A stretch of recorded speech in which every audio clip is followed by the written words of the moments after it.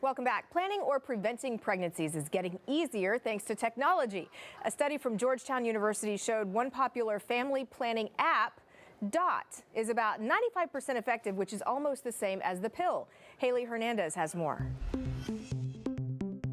Flow, Glow, Natural Cycles, examples of apps that monitor your most personal information with the idea that they can help you get pregnant or avoid it. Knowing when you ovulate or release an egg is important. Dr. Amy Schutt, reproductive endocrinologist at Texas Children's Pavilion for Women, says almost all of her patients use an app to track their cycle. She agrees they can be beneficial for patients to understand fertility, but she warns that about 15% of women are irregular, which means this natural method of getting pregnant or avoiding it might fail them. It crunches the numbers and says, you're going to ovulate on this day, have intercourse on these days to get pregnant. But if your cycles are irregular, it's guessing, it really doesn't know. And that means it can still leave you open to getting pregnant if you don't want to, or cause you to miss your fertility window if you do. And she says the intimate data you voluntarily plug into the app might not be used the way you want it to. So use with caution. Even if an app is free, they're collecting a ton of data about you, about your menstrual cycles, your intercourse patterns, your bleeding patterns, and using your data for marketing. The men in the studio are loving this story right now. The doctor also warns against the apps that encourage you to buy expensive accessories like watches to monitor your heart rate or temperature. She does not believe they are accurate enough to detect ovulation. Now let's go to Eli for a look at what's next. Heather, I'm just wondering if someone hacks the app and suddenly everyone gets pregnant. Anyway, at this hour, there is a new push to cut down on some kinds of prison sentences. It's about second chances. How the legislation would give thousands a better path to success once they're released. Plus, the terror on the Devon Tower. Tonight, the safety concerns still lingering 24 hours after this dramatic rescue. And President Trump lays out a new immigration plan, how it could impact those wanting to come to the United States. It's all right now at 5. You're watching Oklahoma's News 4 at 5. Thanks so much for joining us on this Thursday at 5 o'clock. I'm Eli Roberts. And I'm Heather Holman. An effort to reduce prison sentences for some offenders is now moving forward at the state capitol. A criminal justice reform bill just passed the House, and now it's on its way to the Senate. What it would do is make simple drug possession and low-level theft a misdemeanor instead of a felony. That's what it is right now. News 4's Chase Horn is live at the Capitol with exactly what happened today. Chase, give us the rundown. All right, Eli, Heather, so the main goal of this bill is to downgrade the level of those minor charges, then go back and retroactively apply it to previous cases. Now lawmakers, though, are trying to add a path to have those original felony charges completely removed from your record. I actually think that will end up helping more people than the retroactive portion. Lawmakers on both sides of the aisle coming together to support a criminal justice reform measure. House Bill 1269 follows State Question 780, which made simple drug possession a misdemeanor instead of a felony. If the bill passes, it would be applied to those who committed crimes before July 1st, 2017. It also gives people a way to get those felonies off their record completely. You get out and you can't get a job because you have a felony. And then you can't get a lawyer because you don't have any money. And you can't get any money because you can't get a job. And then you can't get a job because you can't get a lawyer. You're stuck in this cycle. Authors of the bill say they wanted to make this process as simple as possible so people don't have to put themselves in a deeper hole to take advantage of the new law. The form is actually in statute. And the reason that's important is we don't want them to have to go get an attorney to actually apply for expungement.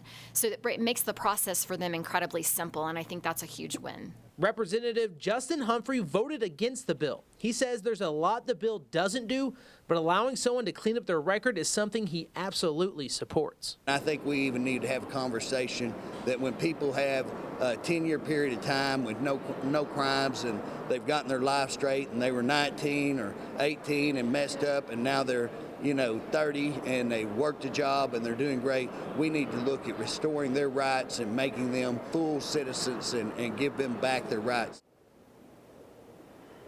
Lawmakers say this could benefit as many as 60,000 Oklahomans. Live from the state capitol, Chase Horn, Oklahoma's News 4. Chase, thank you. Now to some breaking news we've been following. A home in Logan County is likely a total loss. This is a video that we showed you earlier from Air Comfort Solutions Chopper 4 above the scene near Waterloo and Sooner Road. Crews from Oak Cliff and Edmond fought those flames. No word on any injuries right now. That is some great video. And now to northwest Oklahoma City, where one person is dead, all following a crash between a pickup and a motorcycle. Air Comfort Solutions Chopper 4 was above the scene. It's at Melrose and Meridian, all happening this afternoon. The cause of the crash is still under investigation. And at this hour, the victim's name has yet to be released. More help is on the way for those affected by recent severe weather. The U.S. Small Business Administration has approved disaster assistance for Bryan and Pittsburgh counties. This means home and business owners can apply for low-interest loans. Neighboring counties are also eligible for assistance. Severe storms and tornadoes damaged nearly 200 homes and businesses in Bryan and Pittsburgh counties late last month. Now, first weather from the Forewarned Storm Team. And we're going to be hoping to keep damage to a minimum, but we are talking 3 days of severe weather here. It starts tomorrow across the state. We are going to get busy. Let's look outside right now. Here behind me, there's downtown Oklahoma City, and well, some puffy cumulus clouds. There is no severe weather threat tonight. In fact, just warm weather. It's 83 right now in Oklahoma City, 86 in Enid with a heat index of 90. That's how it feels, and we were in the 90s in southwestern Oklahoma and in our panhandle. And you can see those same clouds from space, little dots right here all over the screen, especially in southern parts of Oklahoma, but it's a lot more that we're picking up in far western parts of the country. Look here, Northern California, big counterclockwise spin. That, friends, is our big area of low pressure that's going to drive all of this severe weather. So it's coming to the state here, and as soon as tomorrow, we're talking a severe weather risk in western Oklahoma. Much of the state under the gun on Saturday here. It's a conditional threat. We'll talk about what that means to you coming up. And then again, starting out next week, more severe weather. Plenty of uncertainties here. Hail, high winds, even tornadoes, several of them. It's all possible the next 3 days in different parts of the state. We'll plan this thing out here for you in just a couple minutes. All right, Aaron, and it is still a bit windy out there, and that's one reason why tonight there are safety concerns still lingering around the Devon Tower following that wild scene that we showed you yesterday. Air Comfort Solutions Chopper 4 flew around the tower today as crews were out inspecting the damage. There it is. On Tuesday, firefighters rescued 2 men from a window washing basket. Dramatic video as it started to swing out of control. That basket slammed into the skyscraper several times, even knocking out windows. Authorities say falling debris is still a danger, and for that reason, streets all around the Devon Tower are going to stay closed for now. The parents of an unarmed teen shot and killed by Edmond police want to meet now with city leaders. Attorneys say the parents want to hear from the police chief, mayor, and other officials on what exactly happened. 17-year-old Isaiah Lewis died last month. According to police, Lewis was naked when he broke into a home. Authorities say he also attacked 2 officers. A city spokesperson says they don't know if Edmond officials will meet with the teen's parents.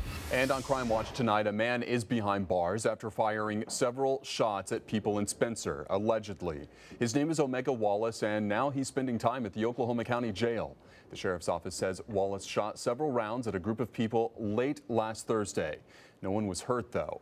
Deputies say that they learned Wallace was the suspect while investigating a different case. And this is a story that's hard to hear about, but here it is. An Oklahoma mom is headed straight to prison for brutally attacking her own daughter. This morning, a judge sentenced Taria Ahmed to 3 life sentences. She was charged with assault and battery, along with child neglect and arson. Here's what happened. Ahmed admitted to stabbing her 10-year-old daughter dozens of times using a pickaxe last year. She also tried to set her Tulsa home on fire with that 10-year-old still inside, all before running off with another child. That decision ultimately led to an Amber Alert.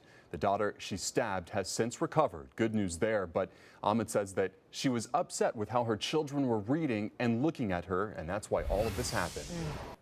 Former EPA Administrator Scott Pruitt is under fire again for his lavish spending. It's all because of a new Inspector General report. The findings show Pruitt and his staff spent nearly $124,000 on unnecessary airfare in 2017. The Inspector General looked at 40 flights, 16 of which were to Tulsa, where Pruitt is from.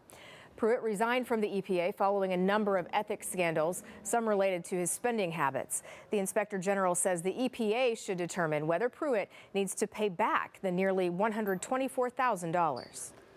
Heather, we're following a developing story from the Sky Center this afternoon, and that is the Washington Post reporting that a 2.5-year-old Guatemalan boy who was apprehended at the U.S.-Mexico border, he has died.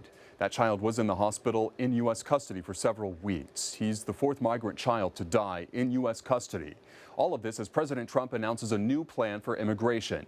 That plan includes building a border wall in targeted locations, we've all heard about it, along with changing the asylum system. The goal is to cut down on applicants. President Trump also wants to reform the nation's green card system to a merit-based matrix that actually favors those with higher-level skills and advanced degrees. Companies are moving offices to other countries because our immigration rules prevent them from retaining highly skilled and even, if I might, totally brilliant people. We discriminate against genius. We discriminate against brilliance. Well, the president says he hopes to get this new immigration plan passed as soon as possible. And staying in Washington, where former Army analyst and Oklahoma native Chelsea Manning is headed back to jail. A judge handed down that ruling just hours ago at a federal courthouse in Northern Virginia. That is where Manning once again refused to testify about WikiLeaks. Earlier this month, Manning was released after 62 days behind bars for not speaking with a grand jury. You will remember that Manning previously served hard time for leaking confidential military documents to WikiLeaks. And that's a look at the news from the Sky Center. Heather, back to you. Eli, thank you. Well, today is a big day for Oklahoma City shoppers. Hey, welcome to Costco. I love their gas and I love their clothes here. Costco is now open for business. What the new store means for Oklahoma City's bottom line, coming up. You're watching Oklahoma's News 4 at 5 with Heather Holman, Eli Roberts, Mike Morgan, and Brian Brinkley. Oklahoma's News 4, looking out for you.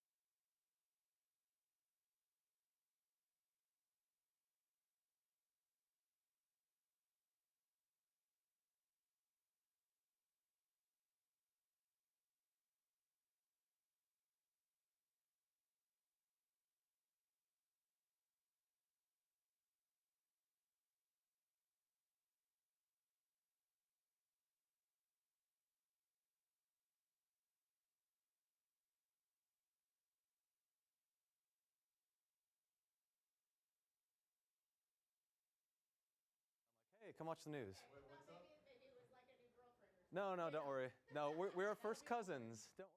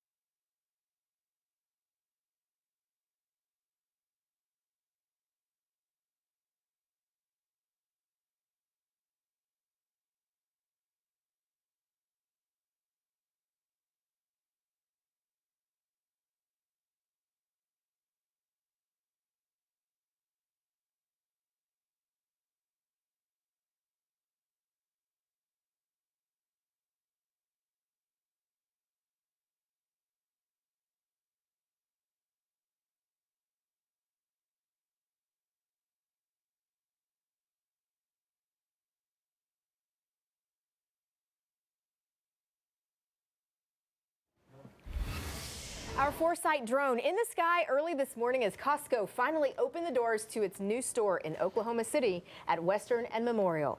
Dozens of people were lined up for several hours just waiting to go inside. The store is expected to draw even more people to that area. And one of the big benefits of all of this is tax revenue. And News 4's Lauren Daniels has more on what that means for Oklahoma City. This is already a busy area with new businesses coming in all the time. So as you can imagine, with Costco here, traffic is getting even more heavy, but folks weren't going to let that stop them. One woman got here as early as 3 a.m. to get her spot in line and that coveted parking spot. How you doing today? Welcome to Costco. With excitement as large as the store's teddy bears, customers filed into Oklahoma City's Costco for the first time Thursday, along with someone who may have had a hand in getting it here. I said, you need one in Oklahoma City because I just recently relocated here. And I love their gas and I love their clothes here. Julia Lyles had been riding into the retailer before they announced the store would be coming to OKC. She was the first in line Thursday morning. Others from out of state feel the addition of new businesses like this will convince more and more people to move to and stay in Oklahoma. There's just no need to go back to LA. I mean, we got it all here. Oh yeah, everything brand new here. Might as well just stay. Michelle DeLau says he and his wife had been traveling to Dallas for their Costco runs. So we're happy we have one here. He was the first person to make a purchase at the store. His tax dollars now going back to the local economy. My wife's still in there filling the cart up, so I'll have to go back in there and get her in a minute. Just like those teddy bears we showed you, the parking lot here is huge. But on a weekday morning, it filled up, so you might expect more traffic in the area over the weekend. In Oklahoma City, Lauren Daniels, Oklahoma's News 4. Yeah, and that is one of the big issues because everyone is headed out there right now, which means there is a lot of traffic. If you do go to that area, you are asked to be extra cautious. And the Turnpike Authority has already put up signs along Kilpatrick Turnpike to expect congestion I can imagine there. the traffic jams right now out in that area. Chisholm Creek's already busy. Yeah. Well, we need to be extra cautious when it comes to the weather this weekend. Yeah, we do. Aaron, severe weather is about to return to our state. What do you have? We're already making our plans here for how we're going to keep you forewarned. It's a good time to make your severe weather plans. 3 days, almost in a row, of severe weather, different parts of the state, different times. We break this whole situation down next.